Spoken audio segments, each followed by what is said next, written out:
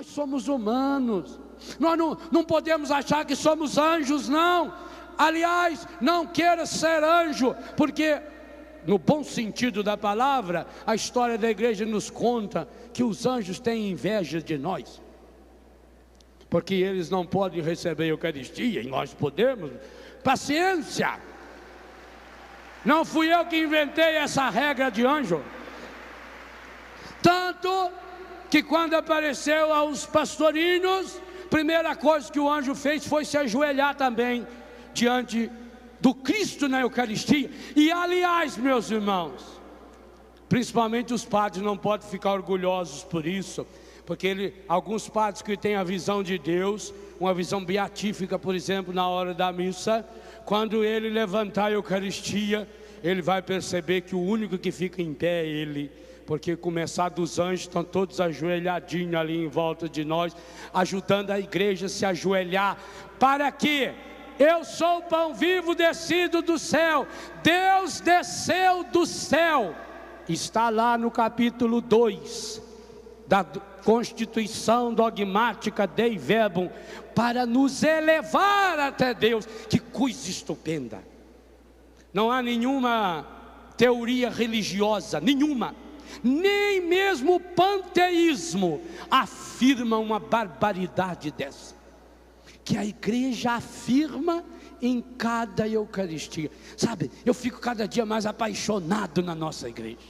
Eu não tenho dúvida nenhuma que a nossa igreja foi fundada e consolidada por nosso Senhor Jesus Cristo e plenificada no batismo do Espírito Santo em Pentecostes.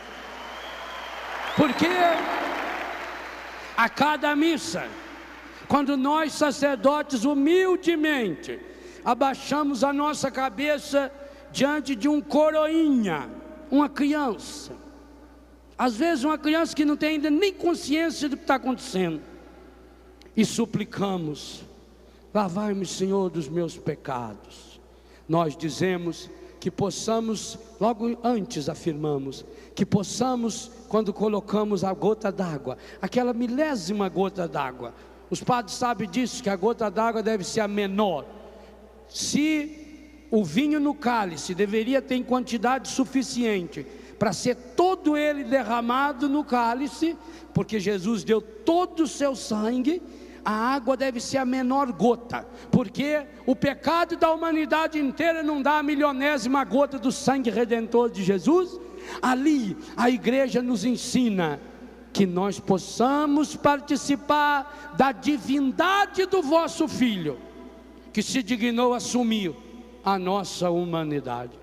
Isso é dogma, isso é certeza absoluta da nossa fé. Isso está na Constituição Dogmática Dei Verbum, isso está na Constituição Sacrosanto Concilium, que nós recebemos essa graça. Por isso que eu dizia no começo: eu sei, o céu desceu, o céu está entre nós, e mais ainda, olha que coisa estupenda, o céu entra dentro de mim. Gente, que coisa esplendorosa, você saber que Deus se derrete todo por você. Pode dizer isso para as pessoas que estão do seu lado, que comunga: Deus se derrete todinho por você. Esse Deus é apaixonado em você. E que coisa fabulosa. A ciência diz o seguinte, eu gosto da ciência, porque a ciência, quanto mais ela estuda, quanto mais a ciência descobre, mais próximo de Deus, mais próxima de Deus ela fica. Pasteur já dizia: um pouco de ciência afasta de Deus. Cientista de quinta categoria é tudo ateu. Muita ciência aproxima-se de Deus. Que coisa fabulosa. A ciência diz que dentro do nosso corpo, eu não sei como é que eles mediram, mas eu acredito. A ciência diz que dentro do nosso corpo, se juntar as veias, não é veia, não é veia, as veias, nas veias também tem, as veias, as artérias, os capilares, tudo quanto é lugar que passa sangue, E se colocasse em filinha, isso dá uma distância mínima de 94 mil quilômetros. Mínima, porque há textos que digam que chega a 300 mil quilômetros. Eu vou ser humilde, eu vou ficar no 94. 94 mil quilômetros.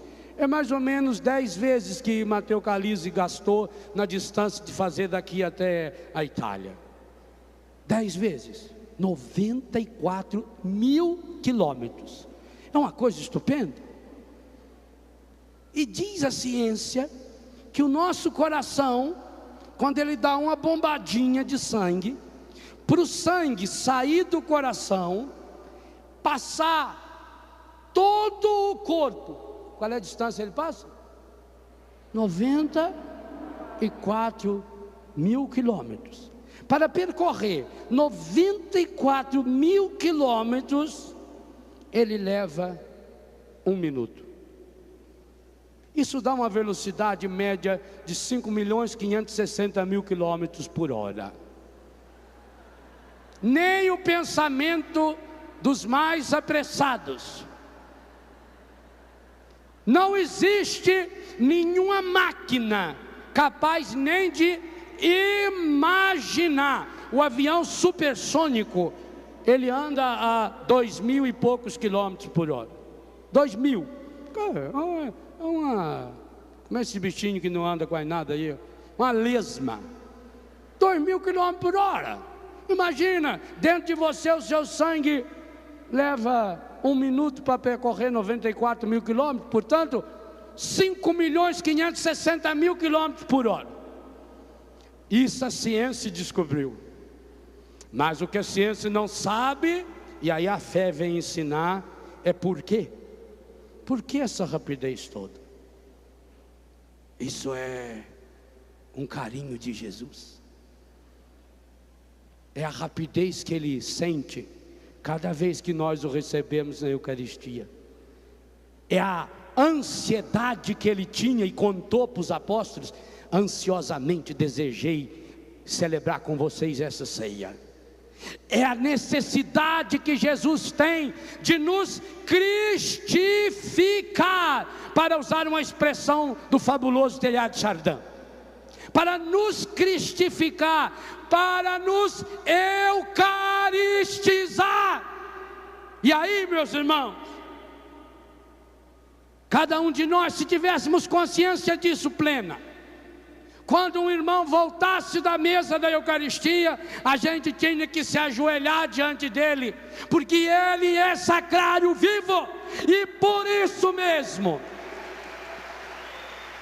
a pessoa que é cheia do Espírito Santo, batizada no Espírito Santo, e a pessoa que tem consciência de que acabou de receber o corpo, sangue, alma e divindade de nosso Senhor Jesus Cristo, precisa tornar-se esse pedaço do céu. Porque se eu sou o pão vivo descido do céu, afirma categoricamente Jesus no versículo 51 e em outros versículos desse capítulo 6 de São João, eu, quando recebo Jesus, eu me transformo num sacrário vivo. E preciso aprender a me comportar como tal. Ah, meus irmãos, agora vem a minha responsabilidade e a sua.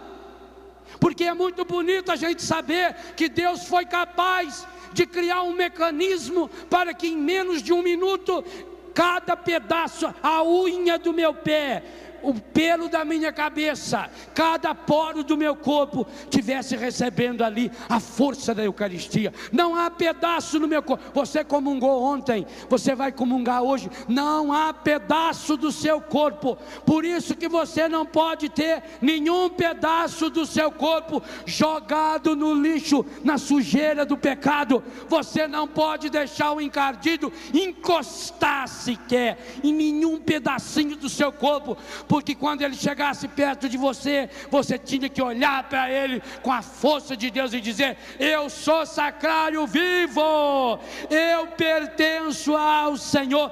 Por isso que nós não podemos ter vício nenhum. Se nós, meus irmãos católicos, tomássemos consciência cada dia da grandiosidade da Eucaristia, não haveria entre nós não só tanta gente doente, tanta gente fraca e tanta gente que morre. Eu tenho estatísticas do Ministério da Saúde, porque vivendo numa comunidade que acolhe dependentes, nós estamos ligados ao Ministério da Saúde, já que acolhemos dependentes químicos, portadores do HIV. E é terrível perceber que nessas estatísticas transparece uma que não está explícita. Você sabia que as empresas de cigarro jamais fazem propaganda em que contenha elementos católicos? Observe, evangélico também não.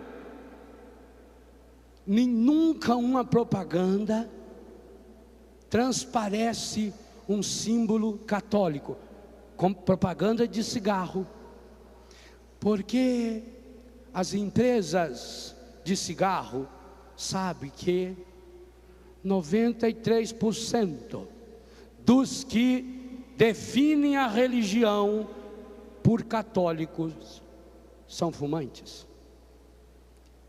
Meu Deus, eles sabem que 94%, 93,7%, 94% dos fumantes são católicos. Isso faz. Eu que já fumei sei disso.